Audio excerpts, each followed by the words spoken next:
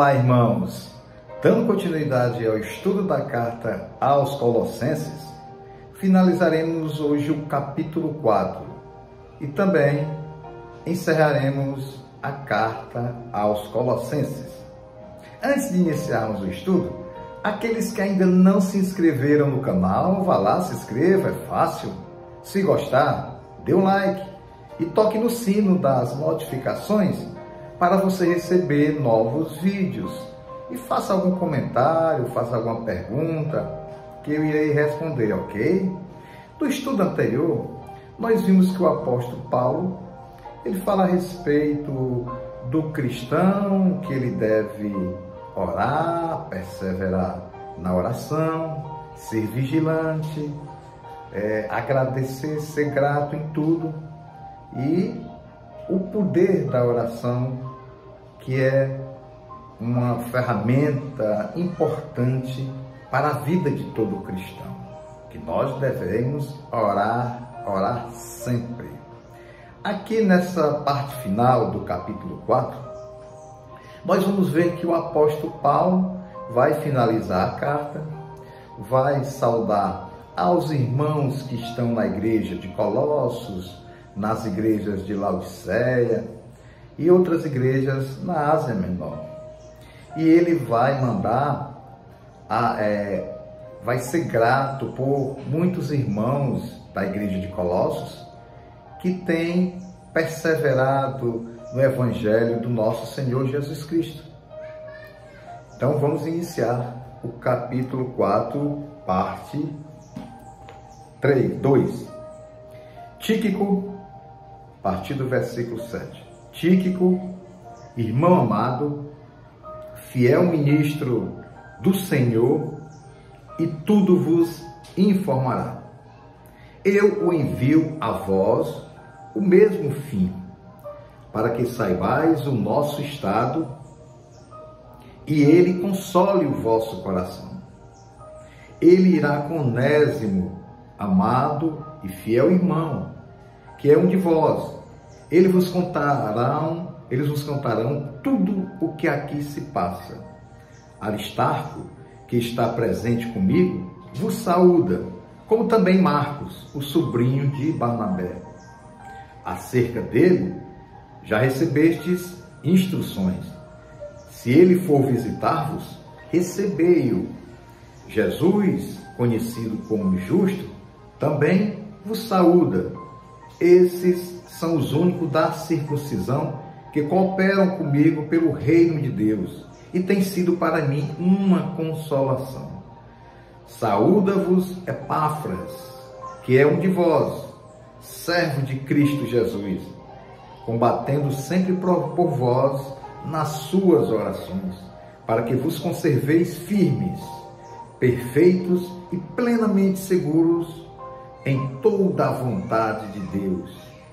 Dou-lhe testemunho de que tem grande zelo por vós, como também pelos que estão em Laodiceia e pelos que estão em Hierápolis. Saúda-vos Lucas, o médico amado, e Demas. Saudai os irmãos de Laodiceia, Ninfa e a igreja que está em sua casa. Depois que esta epístola tiver sido lida entre vós, fazei que também o seja na igreja dos laodicenses. E a que veio de Laodiceia, lede-a vós também. Dizei a Arquipo, atenta para o ministério que recebeste do Senhor, para o cumprires. Eu, Paulo, escrevo esta saudação com o meu próprio punho. Lembrai-vos das minhas cadeias. A graça seja convosco.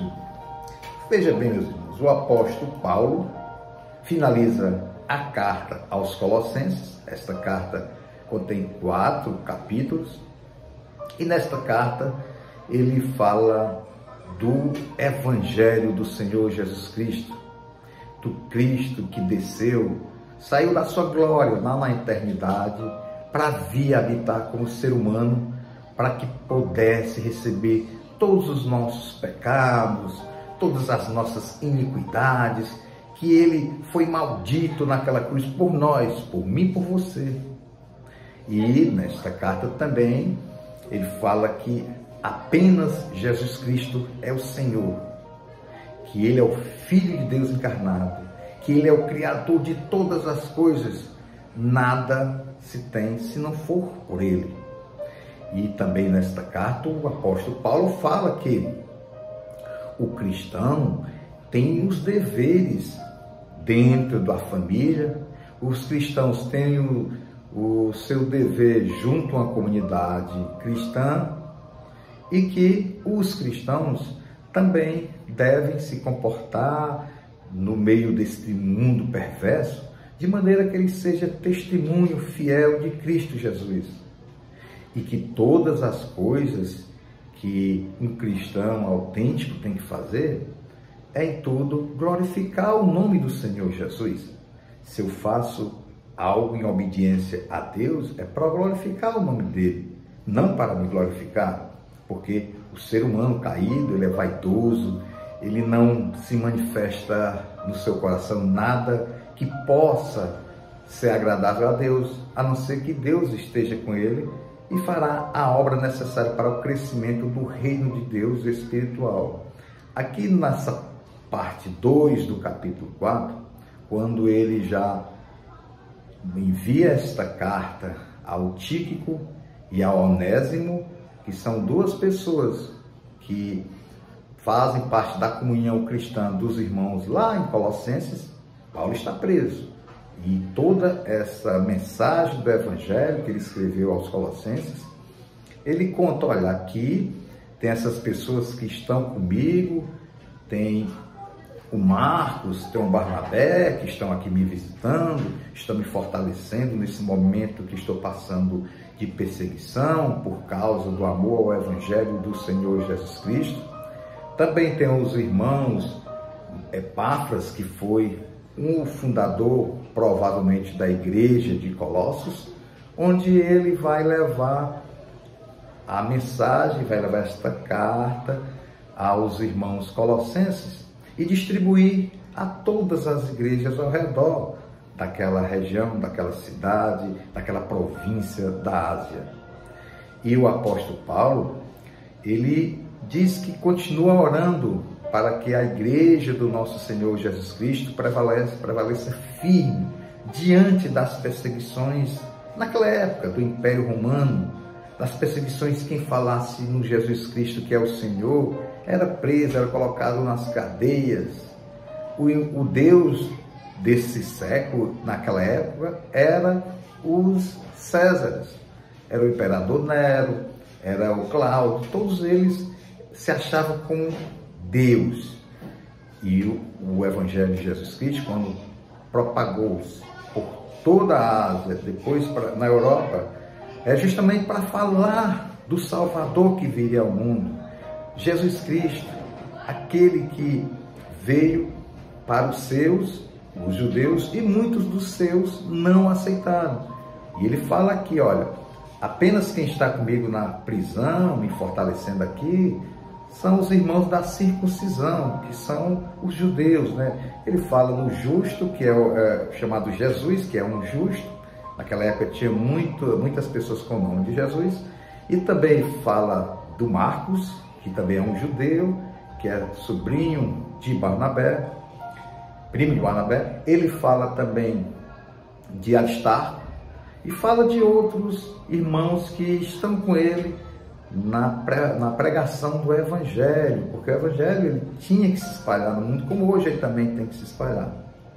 E ele diz que aquelas pessoas que recebem, que são chamados a palavra de Deus, a levar o Evangelho, a pregar a palavra de Deus, a viajar sendo missionário, isso aí é o chamado de Deus. Não é o homem que diz, eu vou fazer isso, não.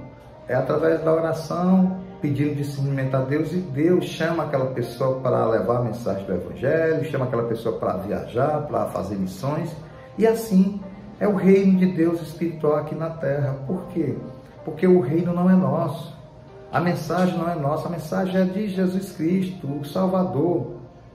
a mensagem da crucificação, a mensagem da ressurreição, porque o cristão, ele tem que sempre propagar a crucificação e a ressurreição, porque sem a ressurreição não há o cristianismo. Sem a ressurreição nós ficamos perdidos nesse mundo, porque Jesus veio para isso.